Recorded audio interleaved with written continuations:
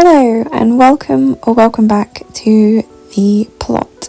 This is how my plot is looking on day 4. We have had the driest spring in the UK, I think in about 60 years, and so every trip to the plot starts with watering all the plants that I do have here, which isn't many, but it actually already takes up a lot of my time, and once this plot is full, I'm a little bit concerned with how I'm going to keep it hydrated. I'm really eager to get plants in the ground, but I just haven't committed to where these things are going to go. So there's some sunflowers and cosmos, but they haven't got a space yet. But today I am actually planting out my sweet peas on the trellis that I made in the previous video. The sweet peas I have here are all grown from seed that I collected from my own sweet peas, which I grew last year. I didn't think I had any that went to seed because they were in quite a damp, dark area last year, and the seed pods basically just rotted before they got to maturity. However, when I looked in the garden in about December time, I saw a couple of pods which had some seeds in them that had started to germinate, so I rescued the seeds, put them into some soil, and they grew really well actually, and from now on I'm definitely going to make a conscious effort to autumn sow my sweet peas. The issue with the way I collected my seeds is that I don't know which varieties I have, so I planted a mixture of Fairy Lights and Enchanter, so they could either be a mixture of dark purples, deep pinks, or they could be a sort of pastel pink / lilac. It would be lovely if I have a mixture, but I had about 10 seeds I think that actually grew, so I have no idea what they are until they start producing some flowers, which is kind of exciting actually. I'm looking forward to seeing something come out, because actually that would be a really good sign if anything goes to flower. I'm not going to be fussy, I don't care what colour it is, as long as I get some flowers I will be really happy. So my main idea with this project is to have a screen of sweet peas, so I've made 2 rows which I'm going to fill with a little bit of good compost just to help start things along, and you can see this is really healthy. This is compost my mum has made from the garden, complete with its own worms and bugs and all sorts of good nourishing things, so I'm just adding that into this horribly dry and barren soil just to give it a bit of a chance. And the idea of having the 2 rows is I think it might help to get a bushier screen. I'm not entirely sure, but it means I can plant out more plants in one space rather than having them all bunched together in a single row, and then they're going to train eventually up the strings that I will attach from the bottom to the top cane, and hopefully create a really nice bushy screen that will help to give some shade, and also be really easy to pick, because sweet peas are really good when you pick them. The more you pick them, the more flowers you get essentially, so it's really important that you have an easy structure that you can actually pick flowers from to enhance your flowering display. Sowing the seeds in these cardboard tubes was such a good idea because it's made planting them out so easy.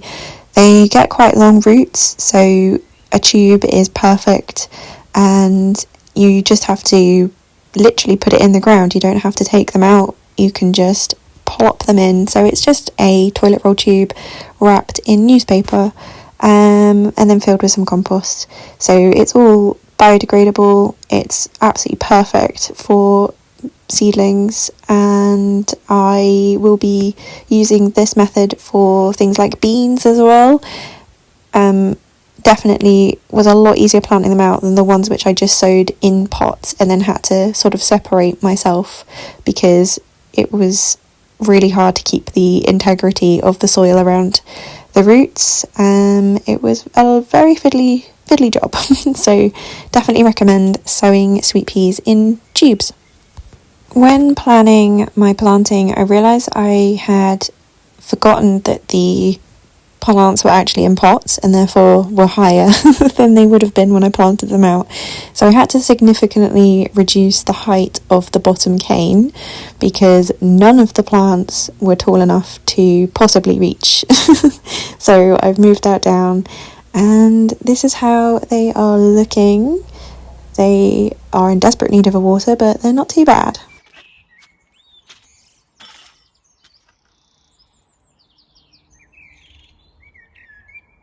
Sweet peas are climbers, which means they are going to grow up and they shoot out little tendrils which they use to grab onto things. So the structure needed the string for the sweet peas to climb up, and I've just used some basic garden twine. I tied it to the top and then just went up and down in a zigzag pattern, wrapping around the canes both at the top and the bottom to give a little bit of tautness, and I've just gone across the whole thing twice so the strings cross over a little bit in the middle. Maybe I will put up a little graphic of what I've done because it's really impossible to see it from actually looking at the film, but it's such a simple structure. I don't know if it's a recommended method. I didn't really know what I was doing in terms of tying the knots. They were a little bit loose at points, but I was just winging it and it came out okay. So I will see what happens, but at least the sweet peas will have something to actually climb up now. And even though they are still quite immature plants, a couple of them were slightly on the taller side, meaning they could reach the strings. So I gave them a bit of a helping hand and tucked them into the string, and hopefully when they start putting out the tendrils, they will be close enough that they'll grab on themselves. But every time I come to the plot, I'll just tuck in as many tendrils as I can until they actually have stuck to the string, and then they'll be okay to just grow up on their own. I also realised I had put the back row a bit too far away from the bottom cane, so there was no way they were going to climb the strings, so I had to dig up all of them that I planted and just move them slightly closer so that I could start tucking them into the string. I'll definitely know for next year what I'm doing. I kind of winged this entire project. I was very determined to get something in the ground and I wasn't really paying attention, so that's my bad, but it is a lesson learned. So they now are close enough to actually start grabbing on to the strings and hopefully grow up. Ideally, as well as providing some shade, I really want to cover the IBC tank because it's super ugly. And then in the spaces, I have some leftover seed from a few years ago that I collected, and I have no idea if they're viable, so I thought I would just throw in some seeds into the bare spaces in between the other plants, and if they grow, and that's amazing. If not, it really doesn't matter. They're just sitting in my seed box gathering dust, so I might as well give them a chance. Also, yes, I did drop the envelope and spill seeds everywhere, so who knows what will grow.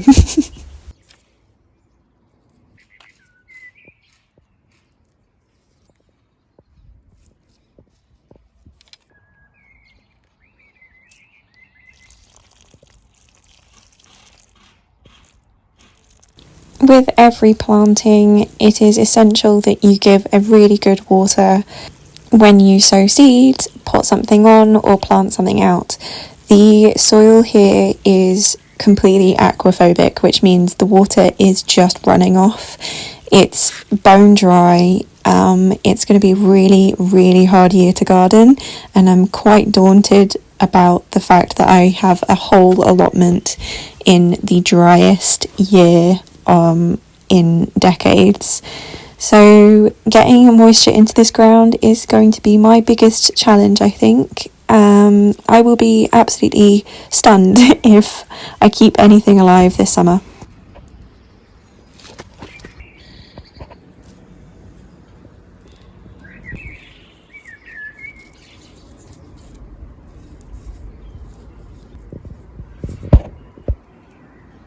The last job was to mulch it with straw, and I initially did this just to try to keep in the moisture, but I also found that it was really useful for propping up the sweet peas themselves, so I could actually push the vines up and get them a little closer to where they needed to be, so it was actually really beneficial to add that. And here it is, the final thing, just waiting for the sweet peas to grow. But I'm really thrilled that I finally have something in the ground, and I just really hope I'm going to be picking some sweet peas in a few months' time. Fingers crossed. A final job before I leave the plot for today was to dismantle the staging, which was collapsing in front of my very eyes. So I had to put it on its side to stop it from completely falling over and breaking my greenhouse. But the wood itself is not bad, apart from the plank that's broken, so I'm going to dismantle it and hopefully use some of these pieces in projects across the plot over the coming weeks and months.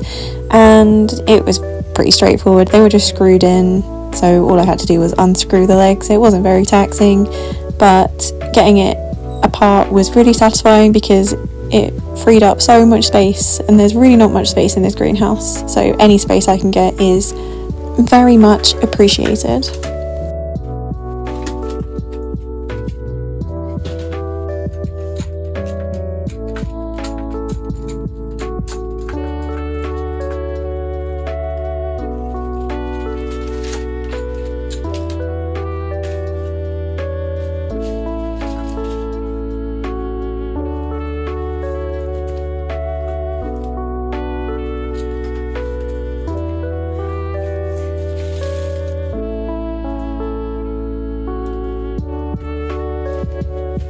And that is it for today's video. Thank you so much for watching.